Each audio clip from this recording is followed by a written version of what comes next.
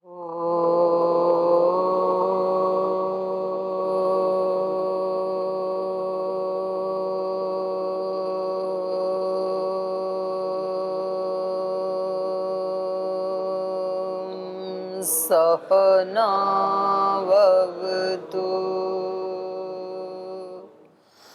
सहनौ भुनक्तु सह वीर्यं करवावहै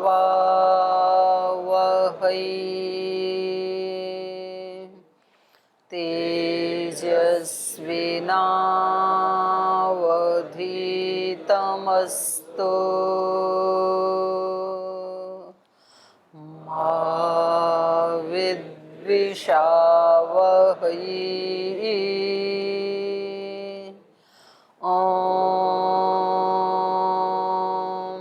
व्रतानां व्रतपते व्रतं चरिष्यामि तच्छकेयं तन्मे राध्यताम् इदमहमनृतात् सत्यमुपैमि। ॐ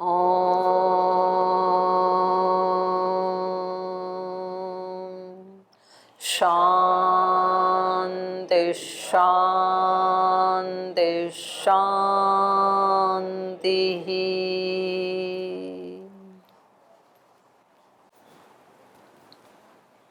वाल्मीकि रामायण के अयोध्या कांड का 68वां सर्ग चल रहा है और कल हमने पढ़ा था इसमें श्री राम का और लक्ष्मण जी का संवाद चल रहा है। तो श्री राम लक्ष्मण जी को बताते हैं कि भाई आपने ऐसे कैसे सोच लिया कि भरत जी आ रहे हैं, उनके साथ युद्ध करेंगे, या वो हमें युद्ध की भावना से हमारे पास आ रहे हैं। तो आपके मन में ये विचार आ भी कैसे गया? क्योंकि जो भाई अपने किसी दूसरे भाई को प्राण के समान प्रेम करता है, प्रीति करता है, वो उसको मारने की बात कैसे सोच सकता है? प्राणम आत्मनः भ्राता व भ्रात्रम कथन नो हन्यात सौमित्रे। जो अपने भाई को प्राण के समान प्रिय मानता है, वो कैसे उसको मार सकता है? तो ये दोनों के लिए ही बात, मतलब राम भरत को कैसे मार सकते हैं, या लक्ष्मण भरत जी को कैसे मार सकते हैं, या भरत जी राम लक्ष्मण को कैसे मार सकते हैं? तो आपके मन में इतना नेगेटिव विचार क्यों आया? और यदि राज्य के हेतु से ऐसा विचार आ गया आपके मन में, तो फिर भरत जी जब आएंगे मेरे पास अभी, तो मैं उनको बता दूंगा कि आप ये राज्य लक्ष्मण को दे दीजिए। किसी वस्तु के लिए यदि आपका मन इतना विचलित हो रहा है, तो हमारे लिए वस्तु कोई ज़्यादा मायने नहीं रखती है। तो राज्य के हेतु से ही यदि आपके मन में इतना ज़्यादा नकारात्मकता उत्पन्न हो रही है, तो आप राज्य ले लीजिए, मैं भरत जी को कहूँगा। और मुझे विश्वास है ऐसा कहते ही भरत जी क्या बोलेंगे? बाढ़म, ठीक है, तुरंत दे देंगे, वो एक बार भी पूछेंगे भी नहीं। तो ऐसा अनन्य विश्वास श्री राम को भरत जी के ऊपर है, और भरत जी की अनन्य प्रीति श्री राम के ऊपर है। और ये मायने नहीं रखता है कि हमारी अनन्य श्रद्धा भक्ति विश्वास किस व्यक्ति के प्रति है, ये मायने नहीं रखता, किसी के भी प्रति हो वो। पर हमारे अंतःकरण में यदि श्रद्धा का भाव है, विश्वास का भाव है, सात्विकता का भाव है, तो वो हमारा उद्धार तो निश्चित रूप से कर ही देता है, चाहे वो किसी साधारण व्यक्ति के प्रति भी क्यों ना हो। जैसे लोक में किसी का, जैसे पति पत्नी का संबंध है, तो उन महिलाओं को पतिव्रता कहते हैं। अब उसका पति तो एक साधारण व्यक्ति है, कोई ऋषि मुनि योगी ऐसा तो है नहीं, लेकिन वो उसका जो श्रद्धा विश्वास है उस बहन का, वो उसको महान बना देता है। तो ऐसी भी बहुत सारी हमने कहानियां सुनी है पतिव्रताओं की भी, उनमें कितनी शक्ति होती है। तो ये पाठ चल रहा था, तो पीछे के पाठ से कुछ पूछना है किसी को? कोई प्रश्न है आपका? जी। ओम दीदी जी प्रणाम। जैसे कल आप बताए थे कि विचार से परिस्थिति बनती है, लेकिन लक्ष्मण जी का विचार तो था कि जो परिस्थिति उन्होंने देखी उस हिसाब से तो बनी नहीं परिस्थिति। लक्ष्मण जी का जो विचार था कि भरत जी आ रहे हैं, युद्ध करने आ रहे हैं, पूरी सेना लेके आ रहे हैं, हमको मारने आ रहे हैं या हमारा विनाश करने आ रहे हैं, तो उनका विचार ऐसा था। लेकिन परिस्थिति तो इसके बिल्कुल विपरीत थी, तो इसको किस और अर्थ में? बाकी दो का विचार, नहीं वो भरत जी का तो सिंगल विचार और श्री भरत जी और राम जी का विचार।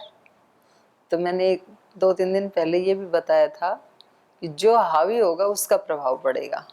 कमजोर पड़ गया ना, मतलब नेगेटिव विचार तो सिंगल रह गया और पॉजिटिव डबल हो गए, तो परिस्थिति कैसी बनेगी, नेगेटिव की पॉजिटिव? पॉजिटिव ही बनेगी। तो ऐसा हमारे अंदर भी होता है। मान लो हमारे चित्त में एक विचार तो नेगेटिव उठ गया और फिर हमने उसको हटा के और दो पॉजिटिव उठाए किसी के बारे में, नहीं मेरा ये सोचना उचित नहीं है और मुझे पूरा होशो हवास है कि मेरे को ये विचार कहीं आगे ले जाने वाले हैं नहीं, तो उसके प्रयास पूर्वक उस व्यक्ति के बारे में मान लो आपने 2-3 विचार पॉजिटिव उठा लिए, तो फिर अब आपके जीवन में नकारात्मकता का प्रभाव नहीं होगा, सकारात्मकता का ही होगा। मतलब हर अब देखो ऐसे तो दिन भर में कम से कम 40-50 हजार विचार व्यक्ति के मन में आते हैं। ऐसा जो विचार जानने वाले हैं, विचारविद हैं, उन्होंने ऐसे बताया। तो 40-50 हजार की परिस्थिति तो बनेगी नहीं, उतना तो पॉसिबल नहीं है ना। तो हल्का सा मान लो कोई भी विचार आया और वैसा ही बन गया, ऐसा मेरा भाव नहीं था, पर कोई विचार बार बार यदि आ रहा है तो फिर परिस्थितियां वैसी बन जाएंगी, ये मेरा अभिप्राय था।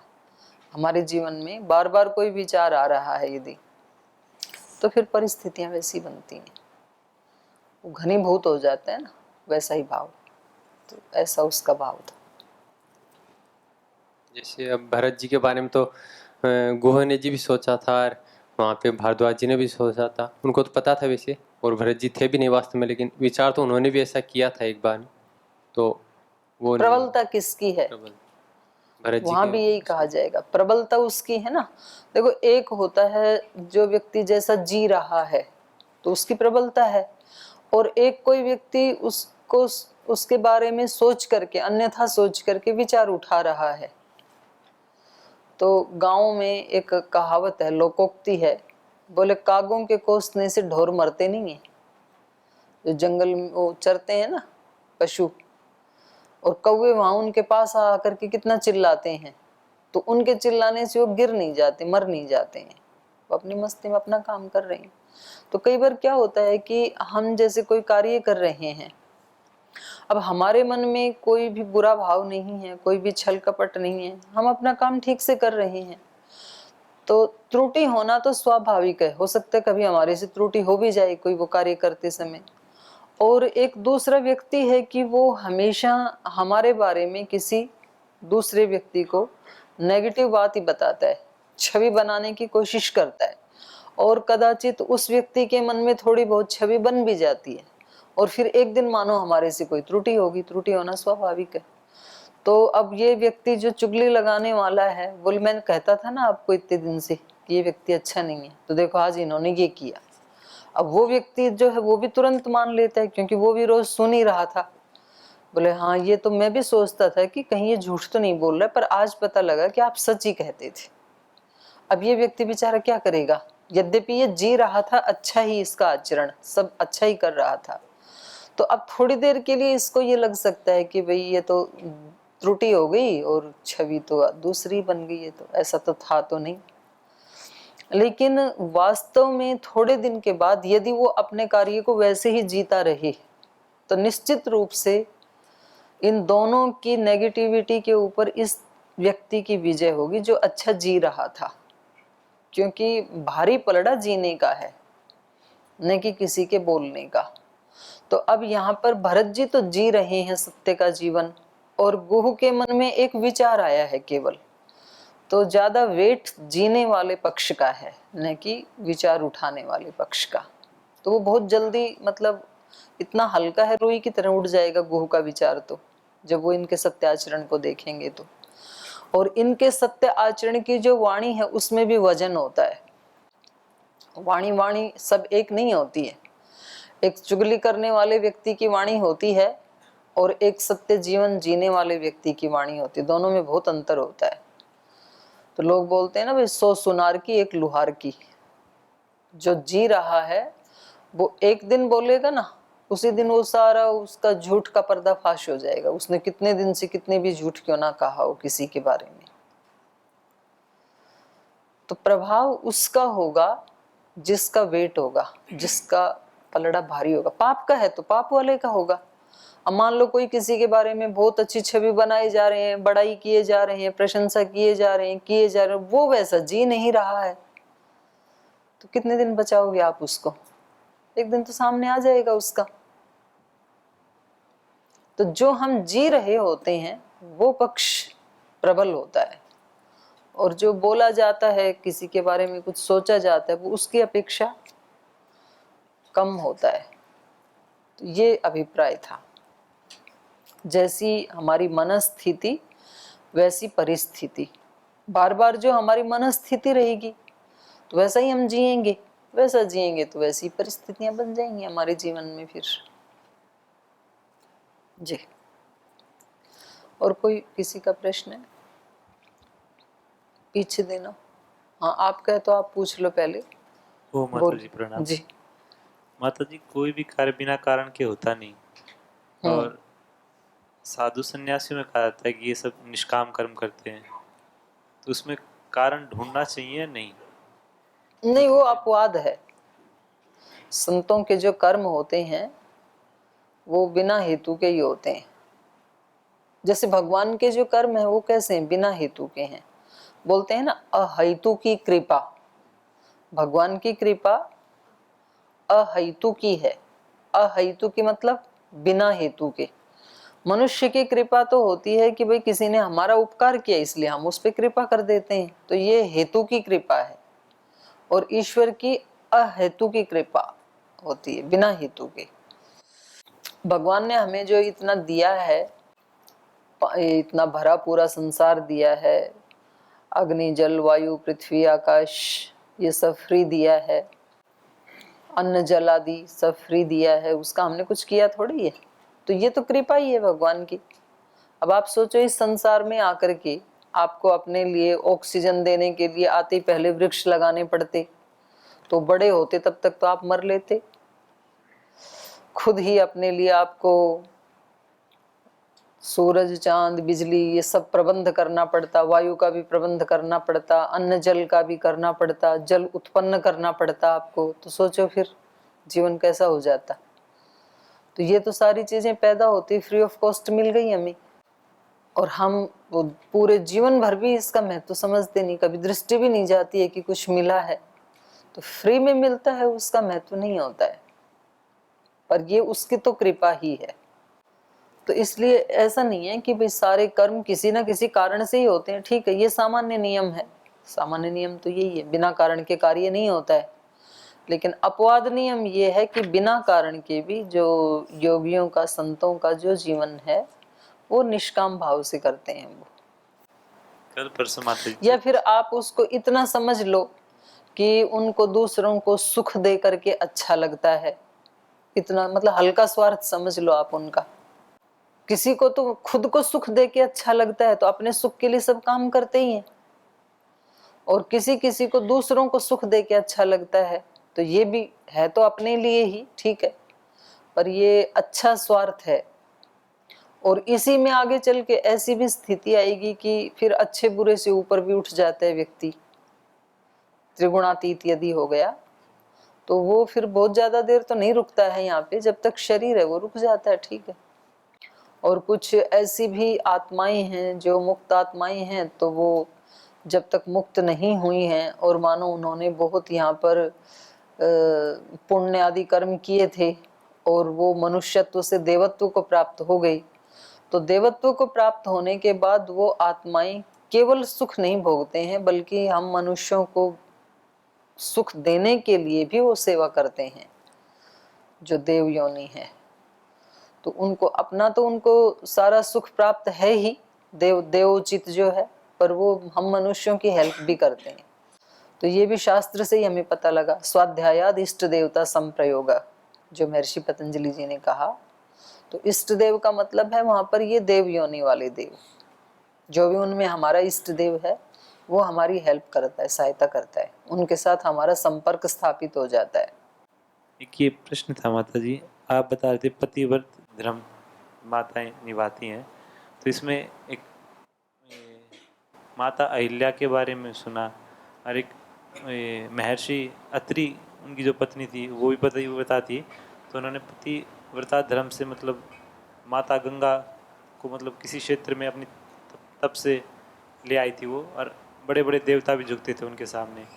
तो वो मतलब उनके पति की सेवा करने का प्रभाव था, उनका खुद का कुछ तप था उसके अंदर, मतलब उनके पति इतने गुणवान थे। पति की सेवा करना ये खुद का तप नहीं है क्या? वो तो है माता जी, लेकिन मतलब वो पति में मतलब अच्छे गुण है, इसलिए उनको मतलब उस चीज़ का फायदा मिल रहा है। मतलब कई ऐसे कहते हैं ना कि मतलब गांव में मतलब कई ऐसी परिस्थितियां बन जाती हैं कि मतलब पति शराबी है या फिर परेशान करता है पत्नी को, तब भी वो सेवा करती हैं अच्छे से, तो उनका काफ़ी गुण गौरव सुना जाता है कि मतलब इन्होंने मतलब काफ़ी साथ नहीं छोड़ा अपने पति का। तो उनका तो दिखता है कि व्यवहार में हाँ कर रही हैं सेवा, लेकिन कई मतलब उनको सलाह ऐसी देती है कि छोड़ ही दे इससे अच्छा, तो फिर क्या फ़ायदा मतलब साथ रहने का। उसमें पतिव्रता धर्म निभाना चाहिए नहीं, मतलब ऐसा विचार आता है मन में कि उन लोगों को। चलो ये क्या वैसे सलाह आपका विषय नहीं है तो भी आप पूछ रहे हो तो ठीक है, सन्यासी हो कोई आपसे पूछ सकता है, तो इसलिए आपको जानकारी होनी चाहिए, कोई बात नहीं है, पूछ रहे हो तो भाई जिसको पतिव्रता धर्म का फल चाहिए वो निभाए, फल नहीं चाहिए वो ना निभाए, सीधी बात है ना ये।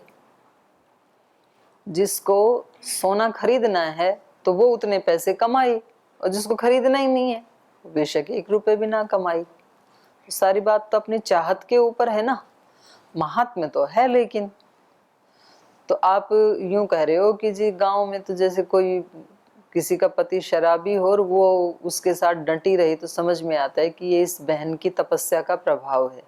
लेकिन अत्रि ऋषि की जो पत्नी है वहां तो लगता है कि अत्रि ऋषि के तप का प्रभाव है, उनका नहीं है। तो ऐसा नहीं है, हर आत्मा को अपने ही किए का फल मिलता है। ये रीत नियम है इस सृष्टि का, सत्य नियम है ये। कितना भी बड़ा कोई किसी का पति हो, किसी की पत्नी हो, किसी का भाई हो, किसी का मित्र हो, किसी का पिता हो, गुरु हो, कितना भी बड़ा क्यों ना हो, तो आपको तो अपने ही किए कर्म का फल मिलेगा, दूसरे के किए का आपको नहीं मिलेगा। उसके फल के प्रभाव से थोड़े बहुत प्रभावित हो सकते हैं आप, लेकिन अपने ही किए का मिलता है। आप यहाँ रह रहे हैं, इतने बड़े गुरु के शिष्य हैं, लेकिन आपके जीवन में जो उपलब्धि होंगी, चाहे वो आंतरिक है या बाह्य है, वो उसी के अनुरूप मिलेंगी जो आप तप करेंगे। ठीक है, एक सामान्य व्यवस्था आपको मिल जाएगी उनके तप से, गुरु के तप से, एक आहार की व्यवस्था, एक आवास की व्यवस्था, इतना तो मिल जाएगा। ये सबके लिए सामान्य हो गया, कॉमन। तो इतना तो ईश्वर सबको देता है, हम मनुष्यों को। जैसे यहाँ महाराज जी ने हम सबको एक जैसी व्यवस्था दे रखी है, एक जैसा रहने का, एक जैसा खाने का। लेकिन उसके अतिरिक्त जो है वो अपने ही तप पुरुषार्थ से मिलेगा, वो सबका एक जैसा नहीं होगा, हो सकता भी नहीं है।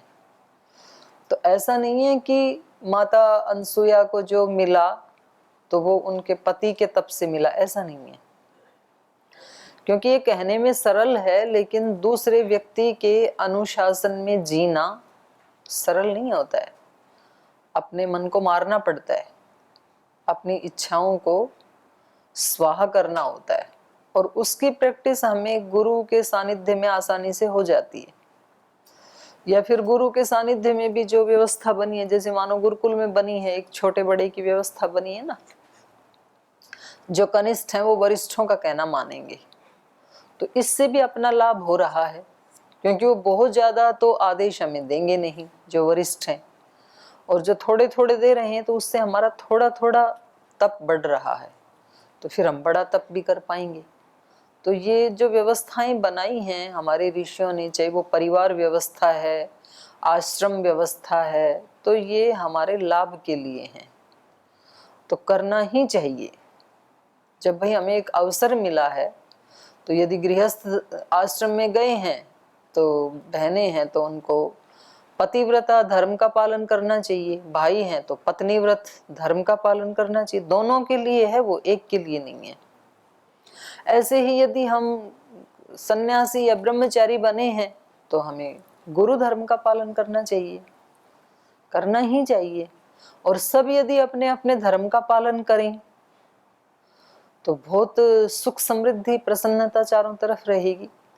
शरीर में सारे अंग प्रत्यंग अपना अपना काम ईमानदारी, जिम्मेदारी, समझदारी से करें, आंख नाक कान आदि सब, तो इस शरीर में रहने वाली आत्मा को खुशी सुख मिलेगा कि नहीं मिलेगा?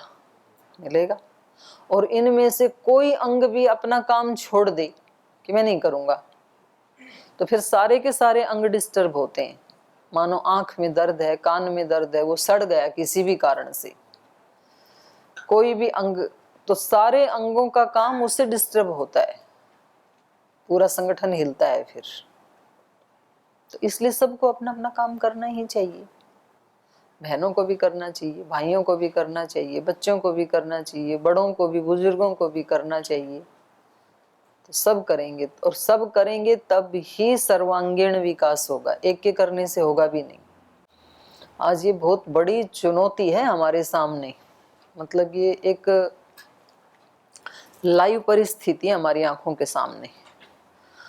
जैसे गृहस्थ में रहने वाले लोग हैं, वो कहते हैं भाई हमारे घर में पर्याप्त है रहने को, खाने को, गाड़ी मोटर मोबाइल सब है हमारे पास, तो हम क्यों समाज सेवा करें? हमने पुरुषार्थ करके कमाया ना अपना सारा, तो हम बिल्कुल वेल सेट हैं। अब हम अपने बच्चों को अच्छी सुविधाएं दे सकते हैं, हम अच्छी सुविधाओं में रह सकते हैं। और ये समाज सेवा, सोशल वर्क, ये वो सब ये हमें नहीं समझ में आता। हमारा तो हमारा कर्म ही पूजा है। तो ऐसे बहुत सारे लोग बिल्कुल एक पैसा भी ना किसी को दान देते हैं, ना सेवा करते हैं, बिल्कुल कट ऑफ। वो अपने आप में तृप्त हैं और कहते हैं इससे ज्यादा भी चाहिए अपने लिए यदि, तो हम करेंगे मेहनत। यदि हमें 1 लाख की बजाय 5 लाख 10 लाख चाहिए तो उसके लिए तो हम मेहनत करेंगे, लेकिन हम सोशल वर्क नहीं करेंगे। ऐसे लोग हैं। फिर जो लोग, आप लोग आ गई जैसे सेवा के लिए घर से निकल आए, फिर यहाँ आकर के कहते हैं बोले हमें ये समाज सेवा का कार्य नहीं करना है, हमें तो अपना उत्थान करना है, अपना उद्धार करना है, पहले अपनी समाधि लगानी है हमें, इसलिए वो सबसे कट ऑफ रहते हैं। तो ये जो अपना उत्थान करने वाले व्यक्ति हैं, दोनों ही जगह में केवल अपना भी तो करना ही चाहिए, उसके बिना सेवा नहीं होगी, वो मैं पहले भी कह चुकी हूँ, कल भी कह चुकी हूँ। पर केवल अपना उद्धार करना है, अपना उत्थान करना है, बाकी से हमें क्या लेना देना, ये जो सोच है ना, ये कैंसर है। ये समाज के लिए कैंसर है। शरीर में भी तो कैंसर कब शुरू होता है? जब सब अपने रिदम में, सब एक दूसरे से सामंजस्य करके सारा सिस्टम काम कर रहा है तो व्यक्ति स्वस्थ है। और कोई खास प्रकार के सेल का कोई एक कंपोनेंट कहता है कि मैं सबके साथ मिलके काम नहीं कर सकता हूँ और मुझे तो अपने ही आप को बढ़ाना है बस केवल, तो वही फिर कैंसर बन जाता है और वो फिर सबके लिए खतरा हो जाता है। तो ये भाई आपके पास धन है, गाड़ी है, पैसे हैं, खाना है, ये सब आप अपने बच्चों को प्रोवाइड करवा दोगे, समझ में आ गई बात। लेकिन आप अपने बच्चों को अच्छा समाज कहाँ से लाके दोगे? तुम्हारे बच्चे समाज में जाएंगे ना। अच्छे समाज की जरूरत है कि नहीं है मनुष्य को? कोई बच्चा स्कूल में जाएगा, कॉलेज में जाएगा, विश्वविद्यालय में जाएगा, उसको अच्छा समाज चाहिए कि नहीं चाहिए? कोई बिजनेस करेगा बड़ा होके, उसको अच्छा समाज चाहिए कि नहीं चाहिए? अच्छा समाज चाहिए तो लाओगे कहाँ से? जब अच्छा समाज बनाया ही नहीं तो कहाँ से लाओगे? कहाँ से प्रोवाइड कराओगे अपने बच्चों को अच्छा समाज? तो आएगी ना दिक्कत। तो ये सोच ठीक नहीं है कि भाई मुझे तो केवल मेरा करना है, मेरा नहीं। आपको एक रिदम में काम करना है, एक सिस्टम में काम करना है।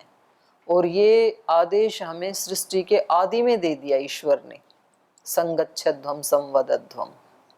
ऐसे थोड़े ना बोल दिया कि भाई इकट्ठे होकर के रहो। उसके पीछे लॉजिक है, उसके पीछे विज्ञान है, उसके पीछे सत्य है, ऐसे नहीं बोला।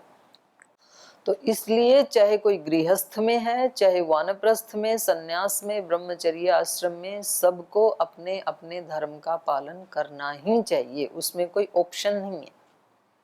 जो आपने पूछा ना कि सब करें कि नहीं करें, सब करें, करना ही चाहिए सबको। तो उससे उनका भी कल्याण होगा और समाज का भी कल्याण उसी से होगा। नहीं तो सब ऐसे ही सब महिलाएं हो जाएंगी।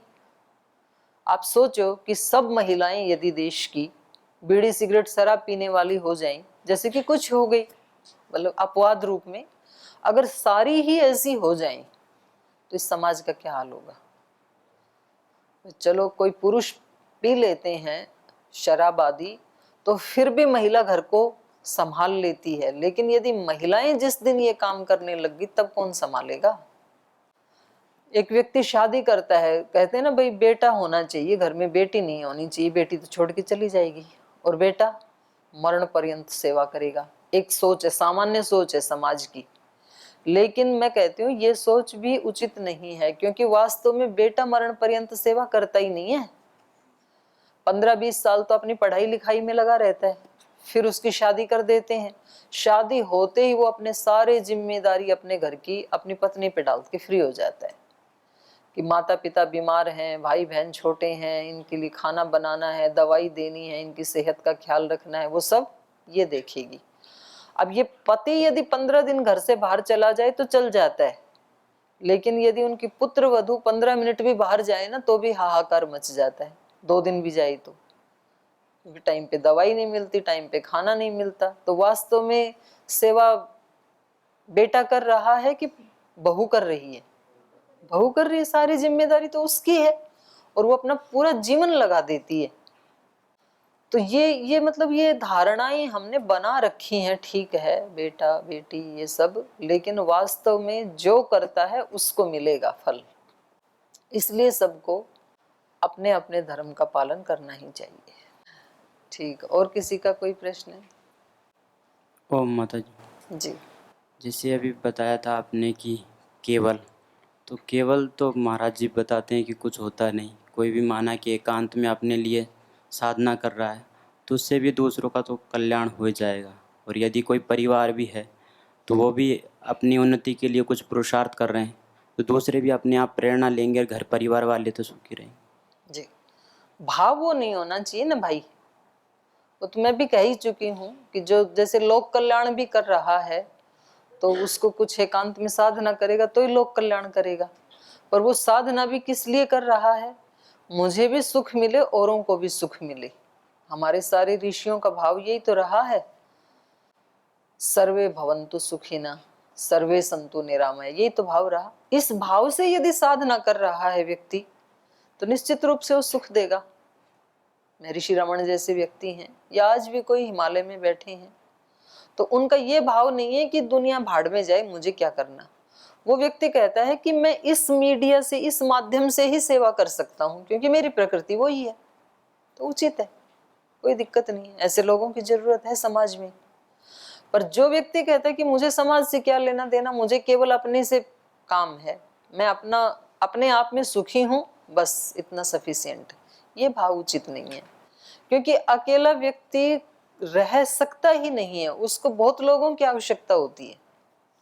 एकांत में रहने वाले व्यक्ति को भी सब्जियां चाहिए, फल चाहिए, तो वो लोग कोई तो ला के देगा ही ना। तो हमारा भी तो फर्ज बनता है उनके लिए कुछ करने का। तो इस भाव को मैं बुरा कह रही हूँ।